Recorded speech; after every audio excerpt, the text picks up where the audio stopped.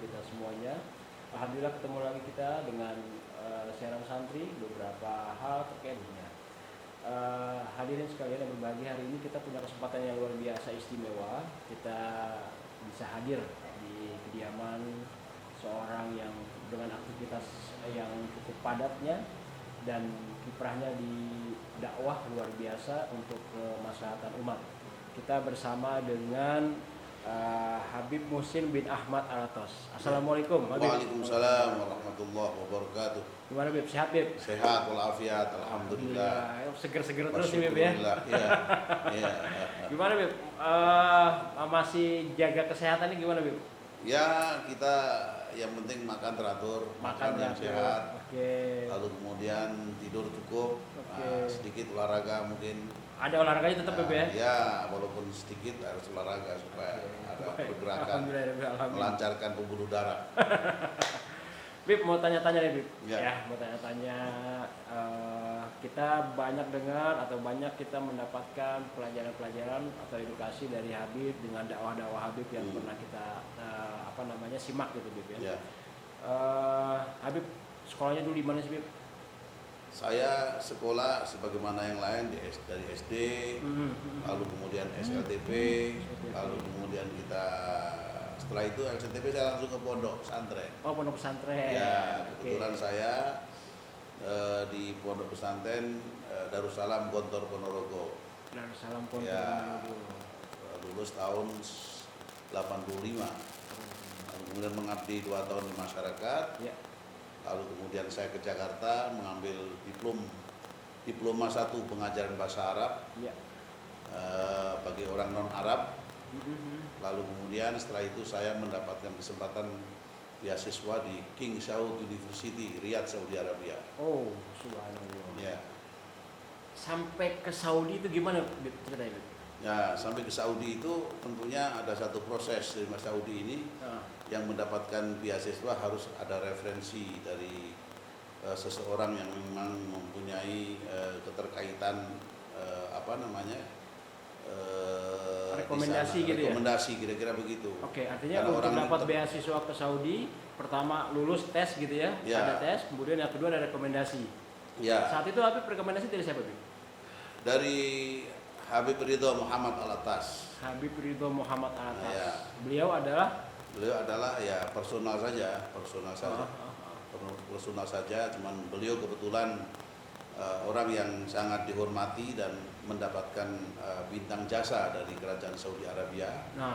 Terkait beliau pernah punya jasa yaitu memperdamaikan satu konfrontasi di perbatasan antara tentara Inggris dan tentara Saudi di perbatasan Yaman sana. Ketika terjadi konfrontasi tentara Inggris dengan kerajaan dengan tentara Saudi, beliau Habib Ridho bisa mendudukkan kedua belah pihak dan mendamaikan terjadi gencatan senjata dan perundingan. Sehingga selesai masalahnya. Baik. Maka beliau mendapatkan kehormatan dari kerajaan Saudi Arabia. Dengan jasanya beliau, maka beliau mendapatkan kehormatan. Ya. Bentuk kehormatannya apa Bib? Ya, sebetulnya ada beberapa souvenir yang beliau berikan, tapi itu tidak terlalu berarti bagi dia karena memang tujuannya dia orang yang sangat bersahaja, tidak mau terkenal orangnya. Jadi cuman pada saat itu kerajaan Saudi menawarkan kepada Habib Ridho Muhammad Alatas ini, apa yang kamu mau dari kami? Ini yang menarik nih. Sebagai cenderamata gitu. Habib Ridho mendapatkan kehormatan, kemudian ditanya nih sama kerajaan Saudi Bib ya, apa yang kamu mau? Bayangkan kalau seandainya itu pemirsa ditanya sama kerajaan Saudi apa yang kamu mau. Tapi mari kita simak apa yang dijawab oleh Habib Ridho. Ya. Ternyata beliau sederhana yang diminta, tidak harta, tidak jabatan, tidak apa. Tapi beliau pertama minta supaya saya dicetakkan Al-Quran sebanyak-banyaknya untuk disebarkan ke seluruh pelosok Indonesia. Mushaf Al-Quran, ya kan? Dan itu dicetakkan? Dan itu dicetakkan sampai berapa puluh kapal gitu dikirim ke sini dan didistribusikan melalui NU waktu itu ke seluruh pelosok Indonesia. Bentuk Al-Qurannya apakah di situ ada label misalnya hadiah dari Arab Saudi untuk jasa? Tidak ada. Enggak ada. Tidak Nama ada. Habib Ridho sendiri enggak ada. Tidak ada. Karena memang beliau bersahaja ya, tidak ingin Ya. dedikasi dan lain sebagainya gitu. Ya, Oke. Sampai sekarang masih atau hanya itu saja, Bib? ya kalau itu sudah nggak ada, sekali nggak itu ada. aja pada Oke. itu. Kemudian kedua, dia minta supaya nanti ke depan anak-anak Muslim Indonesia ini bisa dikasih kesempatan untuk mendapatkan beasiswa belajar di Saudi Arabia, Masya Allah. di universitas-universitas Saudi Arabia. Itu permintaan Habib Ya, Ridho dari sehingga, penghargaan dari Arab Saudi itu ya. Ya, sehingga terus menerus sampai krisis Teluk itu terakhir, sudah tidak ada lagi beasiswa, itu tidak pernah mendapatkan lagi. Karena beliau juga sudah meninggal, Oh, hingga terputus. baik.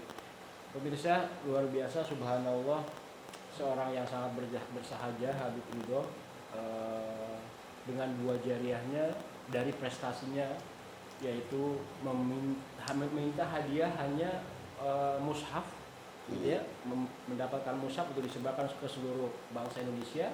Kemudian yang kedua adalah mendapatkan izin atau dapat memberikan rekomendasi untuk para beasiswa untuk para pelajar Indonesia Muslim untuk dapat sekolah di Saudi Arabia.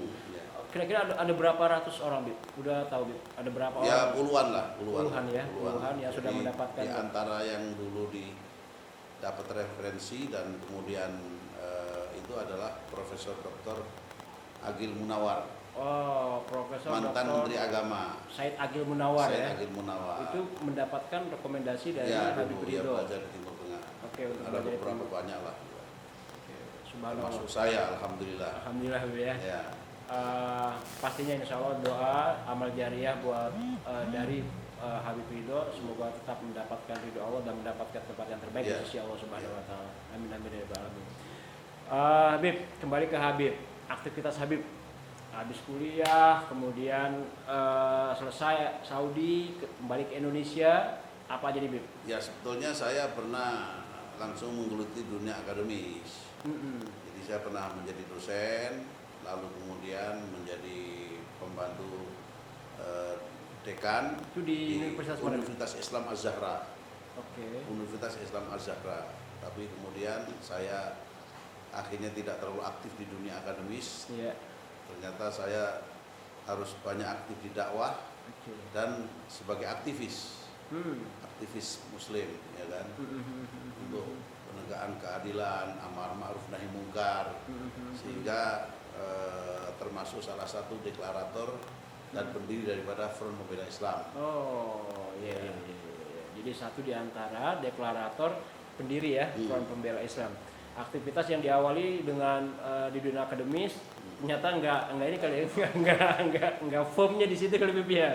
Banyak bolos apa gimana nih, Bib? Ya. Dulu sempat jadi dosen gitu, Bib ya. Sudah jadi dosen. Oh, udah jadi dosen. Ya. Ya, terus akhirnya lebih memilih untuk jalur dakwah gitu, Bib ya. Jalur dakwah dan aktivis langsung. Aktivis ya. Amar ma'ruf nahi mungkar. Dari sisi dakwah, Habib, apa visi misinya, Bib? Ya, visi dakwah adalah kalau visi itu kan vision. Iya. Vision itu adalah angan-angan ya, atau mimpi. Jadi harapan, mimpi yang diharapkan, ya kan gitu. Oke. Itu vision. Iya.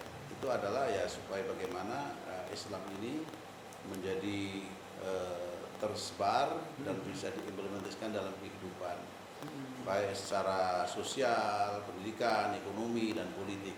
Oke. Karena itu kita berdakwah menyampaikan konsep daripada Islam. Islam bagaimana berpolitik, Islam berekonomi bagaimana, Islam bersosial bagaimana. Karena Islam ini sebuah ajaran yang sangat universal, ya kan, yang lengkap. Iya, Tidak iya. ada satupun sisi kehidupan manusia yang tidak dibicarakan dan ada aturannya dalam Islam. Oke. Luar biasa. Baik. Ya, Bib, ngomong-ngomong masalah dakwah, Bib, ruang lingkup dakwah Habib yang Habib lakukan apakah untuk umat Islam aja atau gimana nih, Bib?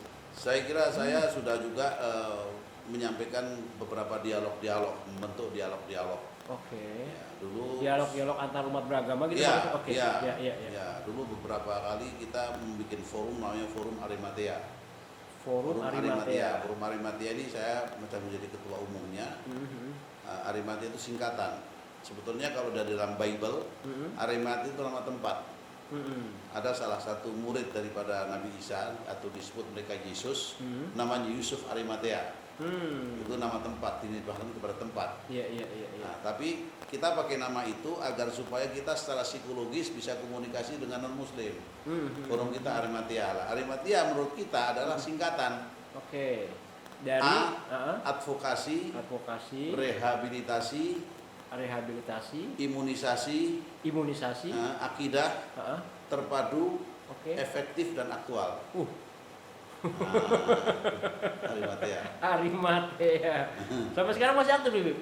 Masih ada sebagai pembina aja, ada beberapa teman-teman yang masih. Lah itu kita banyak dialog kepada non muslim. Dialog, terus kemudian ada gerakan-gerakan pemurtatan, kita menyelesaikan, kita mengantisipasi. Terus orang-orang non muslim yang mungkin masuk Islam lalu tidak terlindungi, kita lindungi. Kita advokasi dan itu. Nah, di antaranya adalah kita dialog-dialog. Makanya dialog antara ustadz yang dulunya adalah pendeta non muslim. Lalu ada juga orang non muslim sebagai pendeta dulu muslim. Itu kita dialogkan, berargumentasi kan, jadi supaya pendengar teredukasi langsung bagaimana mana yang kuat argumentasinya. Ya, kita selenggarakan hampir ada sekitar 30 sampai 40 dialog lintas agama kita adakan itu. Dengan beragam agama ya? Dan beragam agama, kebanyakan agama Kristen dan Katolik, karena yang banyak bersinggungan di Indonesia ini antara Islam dan Katolik dan Kristen. Ya, kalau jadi agama itu, tipologi agama itu ada dua, ada agama misi, ada agama budaya. Agama misi, agama budaya. Nah, kalau agama misi itu dia punya semacam gerakan untuk ekspansi, untuk memperbanyak pengikut. Nah, itu kan ada di Kristen seperti itu. Tapi kalau seperti Buddha, Hindu itu kayaknya turun temurun saja, budaya yang turun temurun. Jadi mereka tidak punya rasa atau greget untuk mengagamakan ke mereka, jarang gitu, sangat jarang. Tapi kalau Kristen dan Katolik mereka banyak seperti itu. Islam sendiri dakwah sebetulnya, termasuk misi juga. Itu masuk dari agama misi. Agama misi kan ya. Nah, cuman di Indonesia ini merasa sudah mayoritas, seakan-akan tidak terancam, ya dia diam aja. Jadi dakwahnya malah kepada muslim, sesama muslim. Ya, walaupun itu benar, nggak salah gitu. Nggak salah ya Bib ya, kalau gitu Bib ya. Bib, selain dari aktivitas dakwah Bib, ada aktivitas apa lagi Bib? Ya, ada aktivitas pendidikan ya. Mungkin kadang-kadang kita ikut nimbrung-nimbrung dalam bidang bisnis sama teman-teman yang punya bisnis gitu kan, walaupun hanya sekedar memanage sebuah info untuk dikomunikasikan gitu kan, sebuah bisnis kalau bisa dilaksanakan, dicarikan investornya atau apa, kita ada seperti itu. Tapi sampai sekarang belum ada yang pecah telur, belum ada. Tapi udah arah ke situ mah ada Bib ya. Maksudnya tetap ada tentang untuk menopang keduniaan lah. Jaringan. Kita minimal silaturahmi lah. Minimal silaturahmi. Ya. Baik. Bib, aktivitas politik Habib gimana Bib? Tadi kan kita sudah bicara. Jadi saya pernah kita sudah di FPI Amar Ma'ruf Nahi Munkar sudah 15 tahun di lapangan. Artinya di jalanan istilahnya ya, untuk menegakkan Amar Ma'ruf Nahi Munkar. Rupanya ada semacam pemikiran juga bagaimana kalau tidak ada salahnya kita mencoba untuk aktif ya di dalam politik praktis itu, sehingga kita benar-benar di parlemen untuk memperjuangkan, sehingga kita perlu untuk kemudian yang kita pilih adalah kita masuk politik partai Islam. Waktu itu saya masuk P3. Masuk P3, ternyata P3 dalam kondisi konflik. Nah, sehingga saya berpikir bagaimana saya memperjuangkan Islam, memperjuangkan umat Islam dengan partai yang sedang konflik. Ya, yang sudah secara mental sudah kurang bagus. Tidak mungkin lah ya, akhirnya saya keluar. Begitu keluar saya direkrut sama Bang Haji Roma Irama untuk membuat partai idaman. Ya, tapi akhirnya partai idaman pun tidak lolos akhirnya kan. Habib ikut sempat itu ya di sini. Iya, tidak lolos ya karena memang para politisi ini tidak suka juga ada partai Islam yang akan sukses ya, sebisa mungkin supaya dihambat dengan segala cara lah. Akhirnya walhasil tidak lulus. tidak lolos sebagai peserta pemilu. Lalu begitu tidak lolos, saya dilamar sama sekjennya Bang Yusril, PBB, untuk ditawari masuk calon legislatif untuk RI 1. Iya. Untuk di DPR RI. DPR RI. Jadi disitulah saya akhirnya menjadi calon legislatif, tapi karena politik juga Bang Yusril belok kiri, akhirnya saya mengundurkan diri. Oke.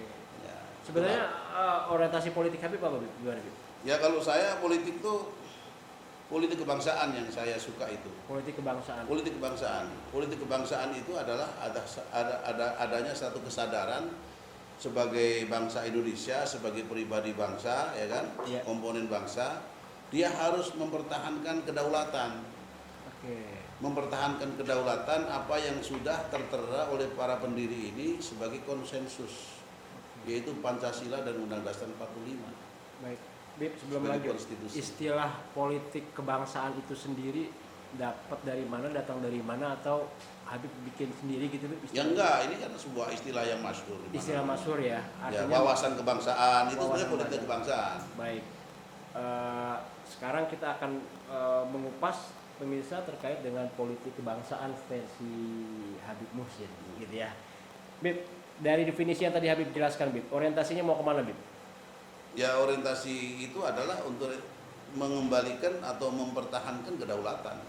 Mempertahankan Ya, kedaulatan. kedaulatan bahwa sebagai bangsa Indonesia ini kan kita sebagai bangsa besar, bangsa yang kuat itu bangsa yang mempunyai jati diri, bangsa yang mempunyai karakter, ya kan, punya prinsip. Ya, itu adalah bangsa yang besar, yang kuat. Nah, untuk menuju ke situ, maka kita harus mempunyai satu kedaulatan, kemandirian. Nah, oleh para pendiri bangsa ini sudah close, sudah luar biasa. Ya, dasar negara kita adalah Pancasila. Nah, lalu kemudian dasar konstitusi kita adalah Undang Dasar 1945. Itu sudah luar biasa. Ya, tapi itu pun sebetulnya dalam sejarah Indonesia belum pernah diimplementasikan secara nyata dan secara komprehensif, ya kan? Belum pernah. Pancasila dan Undang Dasar 45 dari rezim ke rezim, mulai Orde Lama, Orde Baru, Orde Reformasi, belum pernah dilaksanakan dengan konsisten. Hanya menjadi simbol-simbol saja gitu. Bahkan di era reformasi ini sudah dirusak malahan, sudah diamandemen. Baik. Nah, itu. Secara sederhana mungkin kita ingin mengatakan, memberikan pendidikan kepada masyarakat bangsa Indonesia bahwa sejak dulu sampai sekarang dasar negara kita belum diimplementasikan secara sempurna gitu, maksudnya ya. Iya. Yang paling mencolok kira-kira apa, Bib? Yang paling mencolok ya masalah masalah keadilan. Ya, masalah keadilan. Sampai sekarang mana ada? Nggak ada keadilan.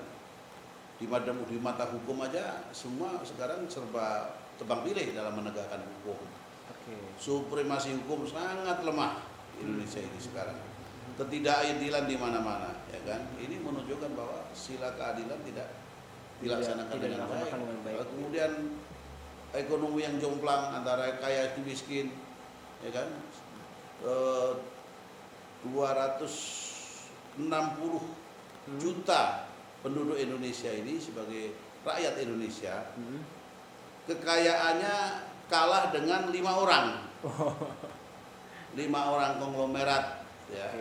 Masalah tanah ya, berapa satu itu bisa menguasai 10 sampai 20 juta hektar tanah, ya kan, wilayah teritorial Indonesia. Sedangkan di sana ada orang yang nggak punya tanah, nggak punya rumah. Ya, ini sangat jomplang. Ini artinya tidak adilan, timpangan yang luar biasa. Dalam politik kebangsaan idealnya yang seperti itu tidak terjadi gitu. Ya, kemudian kerakyatan yang dipimpin oleh hikmat, kebijaksanaan dan perwakilan perwakilan. Perwakilan mana? Semua yang ada di parlemen itu perwakilan dari fraksi, perwakilan dari partai, bukan dari rakyat. Rakyat sekarang sedang menghadapi sembako mahal, berobat mahal, pendidikan mahal, segala macam. Tapi ternyata sampai sekarang juga dibiarkan, tidak ada aspirasi yang diserap oleh para wakil itu. Tapi mereka adalah mewakili dari para partai. Tapi memang itu bukan sudah diatur, Bib? Nah, itulah aturannya yang salah. Nah, Nah, Yang mana nih, Bib? undang-undang anakan. Jadi undang-undang yang dasar itu sudah benar. Oke. Tapi undang-undang yang anakan ini dipengaruhi oleh politik praktis, politik daripada kemauan partai-partai. Kok ada istilah undang-undang anakan nih? Gimana nih, Bib? Ya, undang-undang anakan itu undang-undang yang bukan dasar. Oke. Nah, undang-undangan tenaga kerja kan baru. Mana ada dulu diundang. Itu yang dimaksud Itu. dengan undang-undang Iya, anakan ya. Anakan iya, anakan. Artinya kalau dari sisi politik kebangsaan kita berharap yuk kita kembali ke eksistensi bangsa gitu. Iya. Ada Undang-Undang 45, ada Pancasila itu Ya, penerapan kembali ke situ. kemudian MPR adalah sebagai lembaga tertinggi negara untuk menyusun GBHN, garis-garis besar haluan negara. Itu kan udah jelas. Sekarang MPR tidak ada sebagai majelis tertinggi, tidak ada bikin GBHN, semua terserah pada presiden. Ya, atas kemauan partai-partai. Partai-partai yang menguasai adalah cukong-cukong, udah habis. Jadi rakyat sudah tidak punya kedaulatan lagi. Itulah perlunya kita ini adalah berpolitik kebangsaan akan mengembalikan kedaulatan di tangan rakyat, bukan di tangan oligarki. Jadi artinya dari sisi visi dan misi politik kebangsaan itu kita berorientasi kepada atau Habib dari politik kebangsaan mempertahankan itu, kedaulatan, mempertahankan negara dan konstitusi untuk dilaksanakan secara konsisten untuk menuju pada tujuan para pendiri bangsa ini. Tujuan bangsa ini untuk kemana? Adil, makmur, sentosa. Oke. Habib, tadi pertama Habib menyinggung pengertian bahwa politik kebangsaan itu kita harus punya jati diri bangsa, punya karakter bangsa. Sedikit bisa jelas lebih, jati diri bangsa Indonesia itu atau karakter bangsa Indonesia seperti apa sih? Jadi bangsa Indonesia itu adalah jati dirinya adalah bangsa yang beragama dan menjunjung tinggi nilai agama. Bangsa yang beragama dan menjunjung tinggi nilai-nilai agama. Jadi ketika dia berpolitik, berekonomi, bersosial, apapun aktivitas dalam kehidupan berbangsa itu, maka dia harus mengedepankan mengacu kepada ajaran agamanya. Nah, sedangkan agama itu pusat moral. Agama adalah pusat daripada etika, sopan santun, akhlakul karimah, di situ agama semua. Otomatis kalau kita berpolitik memakai daripada frame keagamaan atau inti ajaran agama, maka dia harus berpolitik yang sopan santun, tidak berbohong, tidak berdusta, tidak menipu. Itulah itu yang kita sebut dengan jati diri. bangsa. Iya. Nah, sekarang apakah kita sudah seperti itu atau jati diri kita sudah nggak ada? Nah, tinggal kita mengadakan sebuah koreksi aja kepada kita. Ya. Mereka yang berpolitik kemudian mengharapkan segala cara. Pertanyaannya mereka beragama atau tidak kan gitu? Iya, beragama, tapi dipakai ke agamanya kan gitu masalahnya. Artinya kalau orang yang seperti itu sudah keluar dari jati diri bangsa. Oh iya, itulah rusaknya. Apabila bangsa sudah keluar dari jati diri, maka dia akan merusak daripada tatanan negara. Oke. Jadi politik kebangsaan mengusung itu Bib ya? Ya, dan mempertahankan kedaulatan. Mempertahankan kedaulatan. Kemudian untuk sampai kita bisa mempertahankan kedaulatan, tadi kan kita menjadi diri bangsa, kemudian karakter bangsa. Bib, bangsa Indonesia karakter seperti apa Bib? Yang dimaksud dengan politik dalam politik kebangsaan ini? Karakter dengan jati diri sama itu. Sama ya. Jadi karakternya itu karakter yang jujur, amanah, ya kan, lalu kerja keras, terus dedikasi yang tinggi kepada bangsa, itu karakter. Dari mana ajaran-ajaran itu? Dari agama. Ajarannya kayak gitu itu kan, konsisten, jujur, tepat waktu. Sampai banyak muncul istilah politik kebangsaan dan bahkan Habib menyatakan bahwa orientasi kita kepada kedaulatan gitu dulu. Artinya kalau melihat seperti itu, Habib melihat sekarang para politisi itu keluar dari jati diri bangsa atau sudah banyak itulah karena kita banyak kerusakan di mana-mana, krisis multidimensi. Akar masalahnya yaitu keluar dari jati diri. Jati diri bangsa itu tertuang di mana? Di Pancasila, di Pancasila dan Undang Dasar 45, di Dasar Negara dan di Undang Dasar 45 sebagai dasar konstitusi. Ya, kalau sudah hilang keluar dari jati diri ya sudah. Apalagi tahun 98, ya 98 reformasi, terus 2002 mulai amandemen. Itu di amandemen Undang Dasar yang sudah baik, sudah benar itu di amandemen sama partai-partai politik atas dasar sponsor orang-orang asing yang ingin menjajah Indonesia. Tapi kalau tujuan amandemen itu untuk kebaikan bangsa, gimana? Contohnya apa, ayo? Mana contoh daripada menyesuaikan dengan oh, nggak ada, sudah dikaji, kajian sudah cukup. Tidak ada satupun dari amandemen itu yang menguntungkan rakyat Indonesia.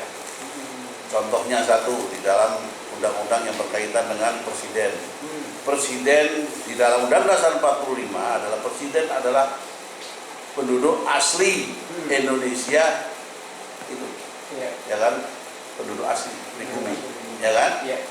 Ketika di amandemen warga negara Indonesia saja, mana yang nggak menguntungkan? Ayo. Penduduk aslinya hilang gitu maksudnya? Iya, jadi tidak harus pribumi. Orang dari Cina dia masuk warga negara jadi presiden boleh. Ayo, mana? Itu menguntungkan atau merugikan? Ini baru satu contoh ini. Satu contoh. Nah, belum lagi amandemen masalah ekonomi kerakyatan. Nah, mereka merujuk kepada liberal dan kapitalis. Artinya politik kebangsaan ini ingin mengedukasi bangsa Indonesia. Ya, mengembalikan kepada kedaulatan bangsa. Konsensus dong, konsensus semula. Iya. Baik. Untuk Habib sendiri, gerakan atau orientasi untuk menguatkan politik kebangsaan atau edukasi politik kebangsaan untuk masyarakat seperti apa? Jadi kita harus bersinergi membentuk sebuah gerakan politik kebangsaan. Saya sudah membentuk yang namanya Majelis Bangsa Indonesia. Ini satu majelis yang kita bentuk. Di sini ada raja-raja Nusantara, di sini ada para pemangku adat, di sini ada para purnawan TNI, ada para akademisi dan praktisi yang menyadari situasi Indonesia dalam kondisi krisis multidimensi, maka kita harus mempertahankan kedaulatan. Majelis Bangsa Indonesia. Bisa sedikit cerita, Bib, apa ini Majelis Bangsa Indonesia dan di dalamnya ada siapa saja dan orientasinya kemana? Yaitu, jadi orientasinya kita ingin mempertahankan kedaulatan, mempertahankan dasar Undang Dasar 45 sebagai konstitusi dan Pancasila sebagai dasar negara. Ya. Jadi para tokoh di sana ada siapa aja di situ? Di situ ada para ulama-ulama, ada para purnawirawan TNI, ada raja-raja Nusantara, ya kan? Ada juga di situ para akademisi, di situ juga ada para praktisi, baik praktisi hukum, praktisi bisnis, praktisi apa, ada semua di situ. Oke. MBI atau Majelis Bangsa Indonesia ini lahir atau ada dari keprihatinan para tokoh terkait dengan kondisi Indonesia yang sudah krisis multidimensi. Dengan orientasi ingin mengembalikan kepada kedaulatan bangsa Indonesia. Bib, bisa cerita, Bib, memberikan pembelajaran kepada kami semua, apa sih kedaulatan bangsa itu, Bib? Kedaulatan itu adalah kemandirian sebagai bangsa, sebagai penduduk asli pribumi, untuk menentukan daripada hidupnya tanpa harus ada pengaruh daripada pengaruh-pengaruh asing yang mempengaruhi dan mendikte, ya kan? Pengaruh yang mengintervensi. Tapi kalau pengaruh kan memang kita tidak bisa pungkiri, pengaruh ada negatif, pengaruh negatif. Ya, kalau kita sebagai bangsa di dunia kita kan harus berinteraksi otomatis. Jangan sampai interaksi kita ini yang negatif dari asing ke kita, mengatur, kemudian merebut, mengambil seenaknya tanpa dengan cara yang tidak adil, nggak bisa. Itu kedaulatan itu. Kedaulatan politik, kedaulatan ekonomi, kedaulatan sosial, kedaulatan pendidikan dan budaya, itu kedaulatan semua.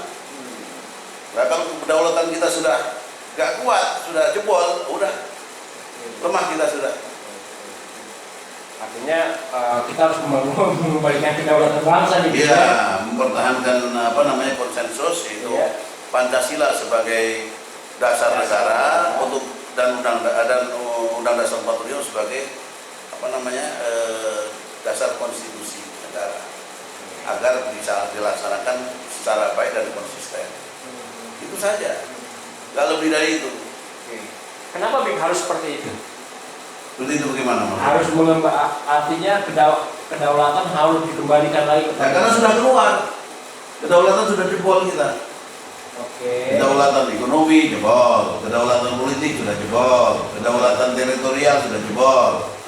Ya kan? Apa yang tidak IT, informasi teknologi kita sudah nggak berdaulat. Kita ngomong apa sudah orang asing sudah monitor kita, ya kan? Monitor bisa aja dong, boleh aja Bib. Yang nggak boleh itu kan mungkin apa intervensi kali atau gimana? Intervensi ya. Kalau mau Apakah mau sudah sampai intervensi itu ke situ monitor dulu. Apakah sudah sampai ke situ Bib, bangsa Indonesia itu? Sudah habis. Ini sekarang adalah penentuan, tahun ini adalah penentuan. Apa kita mau jadi bangsa bangsa congos, Iya. atau kita menjadi tuan di negerinya sendiri. Ini pertaruhan ini. Makanya kita berjuang apapun yang kita hadapi sekarang ini. Nah, orientasi satu di antaranya orientasi politik Habib adalah ingin mendorong ya, Mendorong, memberikan kesadaran Iya. kepada masyarakat Iya. bahwa negara kita dalam kondisi yang seperti ini dan kita pertahankan. Itu saja. Kondisi Untuk seperti itu mari kita berjuang. kondisi seperti ini itu lebih detailnya disampaikan atau dinyatakan bahwa sudah keluar dari kedaulatan yang diamanatkan, Iya. yang diamanatkan oleh Undang-Undang 45 Dan Pancasila. dan Pancasila. Iya. Sehingga kita harus bisa sadar ya bangsa Indonesia. Iya. Gitu ya. Iya. Oke, Bib, apa Bib pesan kepada masyarakat Bib terkait dengan kedaulatan bangsa? Ya, saya kira kesadaran yang harus kita sadarkan masyarakat adalah Indonesia ini adalah negeri yang diamanahkan oleh Allah SWT sebagai negeri yang kaya raya, penuh dengan sumber daya alam, penuh dengan laut dan kekayaan yang luar biasa. Oleh karena itu maka amanah tersebut harus kita jalankan dengan baik, dan itu sudah ada tata caranya yang diberikan oleh para founding father kita, yaitu dengan konsensus Pancasila sebagai dasar negara dan Undang Dasar 45 sebagai dasar konstitusi. Itu saja sudah cukup asal dilaksanakan dengan konsisten, ya kan? Untuk hal-hal lebih baik lagi ya kita terus mengembangkan. Nah, untuk generasi selanjutnya nih Bib, yang akan terjun di dunia politik Bib, kita memberikan pemahaman kepada mereka atau edukasi ya kepada masyarakat terkait dengan kedaulatan. Pesannya apa nih Bib? Untuk bisa tetap atau bisa kembali kepada apa yang tadi menjadi visi dan misi politik hari ini.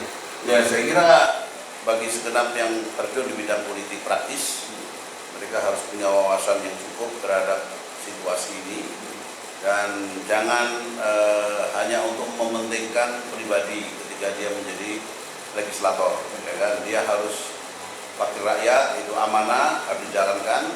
Dahulukan apa yang menjadi jeritan rakyat, menjadi suara rakyat untuk diperjuangkan, itu harus diakomodir, bukan kepentingan partai yang didahulukan atau kepentingan kelompok. Ya, apalagi hanya sekedar mengumpulkan harta, mencari kenikmatan di situ. Tidak, itu adalah merupakan untuk dedikasi yang tinggi. Anggap itu adalah merupakan amanah yang diberikan oleh Allah SWT kepada kita. Kalau itu ada di kesadaran di diri seorang legislator, insya Allah dia akan memperjuangkan rakyatnya dan kedaulatan negara dan bangsa ini. Nah, ini sekarang kita posisinya udah seperti ini, Bib. Maksudnya kita udah dalam posisi yang dalam nuansa kedaulatan yang agak ancam seperti yang kita sampaikan banyak jebol gitu. Sikap kita harus seperti apa? Nah, sikap kita itu kita harus berani berjuang, mengatakan yang benar, menuntut keadilan di semua bidang. Tapi dengan jalur dan dengan aturan yang berlaku. Iya, sesuai dengan kapasitas kita masing-masing. Mungkin melalui tulisan, mungkin melalui aksi-aksi, mungkin melalui protes-protes. Saya kira kan itu juga dilindungi di Indonesia. Menyampaikan aspirasi di Indonesia itu dilindungi oleh undang-undang. Undang-undang 45 atau undang-undang anakan ini? Undang-undang anakan. Undang-undang anakan itu terlindungi kita itu. Setiap warga negara berhak untuk menyampaikan aspirasi kepada umum. Ya kan? Bib, ini pemirsa kita juga kan ada dari para alumni santri, pesantren, pondok pesantren gitu ya. Tadi kan Habib juga kan pernah mengenyam pendidikan di dunia pesantren. Pesan Habib untuk para santri yang sedang belajar atau nanti baru tamat nih dari pesantren, yang mereka mungkin akan mencari jalur hidup, bingung nih mau mana nih, mau di dunia politik kah boleh kah, atau misalnya mau apa lah, kira-kira pesan Habib apa nih? Ya, pertama adalah jadi jadilah santri yang mempunyai wawasan kebangsaan yang cukup. Ya, walaupun dia adalah santri yang mempunyai banyak ilmu agama, mendalami ilmu agama, tapi jangan lupa kita juga harus punya wawasan politik, wawasan kebangsaan, wawasan apapun yang lain. Karena kita akan hidup di dunia aktual, di dunia nyata, yang semakin berkembang, semakin pelik permasalahannya dan kompleks. Agar supaya kita ini menjadi santri ketika keluar itu menjadi orang yang mampu memberikan pencerahan dan membawa rakyat supaya kita menuju jalan yang benar, ya kan, menegakkan kebenaran, gitu kira-kira. Jadi harus meningkatkan kompetensi sesuai dengan profesi atau apa yang dipilih gitu loh. Mungkin dia menjadi guru, ya jadi pendidikannya juga wawasan pendidikannya harus bagus. Kalau dia menempuh jalur umpamanya politisi, ya dia mungkin harus punya wawasan politik yang cukup, ya kan. Dan jangan lupa kita harus punya akhlak yang baik dalam berpolitik. Terima kasih Habib. Ya. Pemirsa, kita sudah banyak bincang dari Boy Habib adalah seorang yang memang sejak awalnya banyak berkecimpung di dunia politik ya, Habib ya. Meskipun dasar awal-awalnya beliau adalah seorang pelajar, pernah menjadi santri, kemudian beliau juga pernah eksis di dunia pendidikan sebagai dosen. Di akhir sekarang aktivitas banyak ke gerakan-gerakan dakwah politis gitu ya, dan aksi yang langsung Amal ma'ruf nahi munkar. Sebagai pernah menjadi atau bukan pernah, memang satu di antara deklarator FPI ya. Dan saya pernah menjadi ketua Dewan Syuro FPI, pernah menjadi sekretaris Majelis Syuro FPI, pernah menjadi ketua umum FPI, dan menjadi ketua-ketua di bidang-bidang yang ada di organisasi. Jadi saya karir di FPI sudah habis. Oke. Tapi selain itu tadi kita juga sempat menyinggung bahwa Habib juga ada aktivitas yang sifatnya dialog antar agama gitu. Ya, saya ketua FKUB Kota Depok. Oh iya. Forum Kerukunan Umat Beragama. Ya, ini satu pekerjaan yang mudah-mudahan bisa membantu kondisivitas kehidupan umat beragama. Kalau terjadi konflik antar umat beragama, maka FKUB yang pertama kali harus menyelesaikan dan punya domain untuk itu. Ya, itulah. Kalau kita dialog, dan semua konflik umat beragama yang penting intinya adalah komunikasi, dialog. Kalau kita komunikasi dengan baik, dialog dengan baik, insya Allah semua bisa diselesaikan. Oke. Baik, Habib Muhsin sebagai closing statement ya buat kami, buat para pemirsa semuanya, sebagai penutup, apa pesan-pesan Habib nih untuk kita semua terkait dengan dakwah, terkait dengan politik kebangsaan. Ya. Habib. Ya, saya kira perlu kita sampaikan bahwa kehidupan politik kebangsaan tidak bisa dipisahkan dengan kehidupan agama. Karena kehidupan agama otomatis kita juga diperintahkan untuk mempertahankan kedaulatan di dalam bernegara juga. Karena kita bisa melaksanakan agama dengan baik itu atas dasar sebuah undang-undang konstitusi, ya kan? Jadi kita bisa sebagai seorang muslim bisa menjalankan syariat Islam, bisa sholat, bisa puasa, bisa haji, bisa zakat, dan syariat yang lain. Tentunya ada pelindungan Undang-Undang Dasar 45 pasal 29.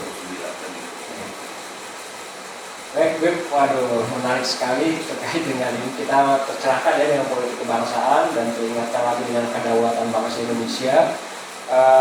Demikian mungkin bincang-bincang kami bersama Habib Muhsin di kediaman beliau, dan luar biasa profil yang bersahaja, ramah dengan apa yang beliau miliki, wawasan yang luas, dan mudah-mudahan menjadi inspirasi buat para pemirsa semua, santri khususnya, bahwa santri tidak hanya sebagai pendakwah aja gitu Bib ya, tapi juga santri bisa beraktivitas dengan beragam aktivitasnya. Demikian perjumpaan kita dan sampai ketemu dalam episode berikutnya. Salam santun, assalamualaikum warahmatullahi wabarakatuh. Waalaikumsalam warahmatullahi wabarakatuh. Terima kasih banyak Bib. Sama-sama.